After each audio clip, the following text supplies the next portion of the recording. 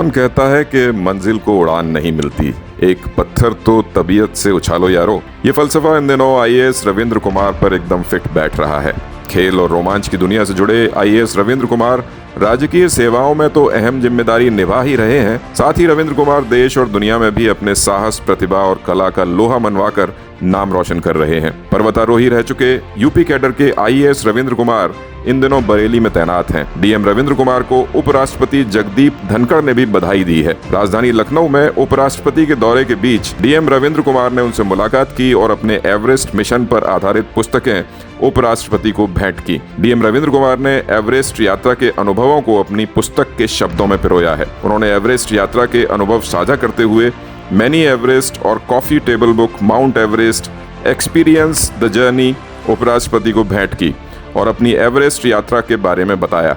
IAS Ravindra Kumar Nepal और तिब्बत के 2 अलग अलग रास्तों से माउंट एवरेस्ट पर चढ़ने वाले चंद भारतीयों में से एक हैं। रविंद्र कुमार ने दुनिया के सर्वोच्च शिखर से भारत सरकार के स्वच्छ भारत अभियान और नमामि गंगे जैसे प्रमुख कार्यक्रमों को माउंट एवरेस्ट की चोटी तक पहुंचाया और उन कार्यक्रमों के बारे में जन जागरूकता बढ़ाकर इसे जमीनी स्तर तक पहुंचाने का प्रयास भी किया है। उन्होंने गंगा जल को भी एवरेस्ट की चोटी पर पहुंचाया और वहां अर्पित किया। इसके जरिए उन्होंने दुनिया के लोगों से जल बचाओ की अपील भी की ताकि आने वाली पीढ़ियों के लिए पीने के पानी की कमी न हो। कठिन प्रशिक्षण, दृढ़ निश्चय और सकारात्मक कल्पना के बल पर वह अपने पहले ही प्रयास में 19 मई 2013 को दुनिया के सबसे ऊंचे शिखर पर पहुंचे थे। 2015 में एवरेस्ट पर उनकी दूसरी चढ़ाई का उद्देश्य स्वच्छ भारत अभियान के बारे में जागरूकता फैलाना था, जिसे प्रधानमंत्री नरेंद्र मोदी ने झंडी दिखाकर रवाना किया था।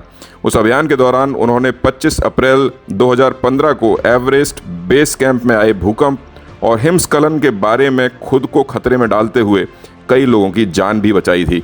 इस आपदा में कुछ ही मिनटों में कई लोगों की जान चली गई थी। एवरेस्ट की उनकी 2019 की चढ़ाई जल संरक्षण के बारे में जागरूकता फैलाने के उद्देश्य एवं जल संरक्षण के प्रति उनके उत्साह से प्रेरित थी। उन्होंने गंगा जल और नमामि गंगे के बैनर को एवरेस्ट की चोटी पर पहुंचाया और 23 मई 2019 को एवरेस्ट की चोटी से भारत के लोगों से भविष्य के जल संकट से बचने के लिए पानी बचाने की अपील भी की। एक पर्वतारोही के रूप में रविंद्र कुमार ने करीब 1 दशक के दौरान माउंट एवरेस्ट को 2 बार फतेह किया, जो उनकी बेहद खास उपलब्धि है। आईएएस के द्वारा लिखी गई किताब पर्वतारोहियों को उनकी चढ़ाई की कल्पना करने, कठिनाइयों की थाह लेने और मानसिक रूप से चढ़ाई के लिए खुद को तैयार करने के लिए मार्गदर्शन देती है, क्योंकि पर्वतारोहण अत्यधिक शारीरिक फिटनेस की मांग करता है और दुर्भाग्य से हर साल कई लोग चढ़ाई के दौरान अपनी जान गंवा बैठते हैं। रविंद्र कुमार ने many Everest N inspiring journey of transforming dreams into reality नामक पुस्तक लिखी है, जो सिविल सेवा और अन्य प्रतियोगी परीक्षा के उम्मीदवारों के साथ साथ नवोदित पर्वतारोहियों के लिए बहुत लाभप्रद सिद्ध हुई है। बाद में उन्होंने इसे हिंदी में एवरेस्ट सपनों की उड़ान सिफर से शिखर तक नाम से प्रकाशित किया, जिसे 2020 में अमृत लाल नागर पुरस्कार और 2021 में सच्चिदानंद हीरानंद वात्स्यायन अज्ञेय पुरस्कार से सम्मानित किया गया था। इसके अलावा उन्होंने हिंदी में कविताओं के 4 संग्रह भी प्रकाशित किए हैं, जिसमें आंतरिक अंतरिक्ष और स्वप्न यात्रा, ललक, नई आंखें और 21वीं सीढ़ी प्रमुख हैं। उनका एक और संग्रह दूसरी जंग अभी प्रकाशाधीन है।